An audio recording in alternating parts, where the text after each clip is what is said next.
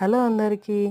పప్పులోకి, పప్పు చారులోకి, పచ్చడిలోకి ఇలా నంజుకుంటూ తినడానికి మనకైతే వడియాలైతే కంపల్సరీగా ఉండాలి.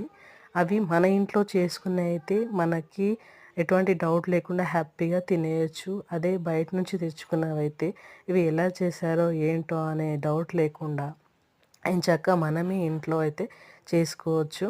ఇది ఎలా ప్రిపేర్ చేసామంటే, నైటు బియ్యం నానబెట్టేసుకొని మార్నింగ్ మిక్సీ పట్టేసుకొని వచ్చిన ఉంటుంది కదా ఆ బియ్యం పిండిని మేము వాటర్ ఎసరైతే పెట్టేసుకొని అందులో జీలకర్ర, కొద్దిగా సోడా, కొద్దిగా సాల్ట్ యాడ్ చేసుకొని ఈ పిండి అంతా అందులో వేసేసుకున్నాం అనమాట. సో వేసేసుకుంటే ఇలా వచ్చేసింది. ఇంకా దీన్ని మేము వడియాల్లాగా పెట్టేసుకున్నాము. సో మీరు కూడా ట్రై చేయండి. బయట నుంచి కొనుక్కోకుండా ఇలా మన ఇంట్లోనే చేసుకొని తింటే మనకు చాలా హ్యాపీగా ఉంటుంది. సో మీకు నచ్చినట్లయితే లైక్ చేయండి, షేర్ చేయండి, సబ్స్క్రైబ్ చేసుకోండి.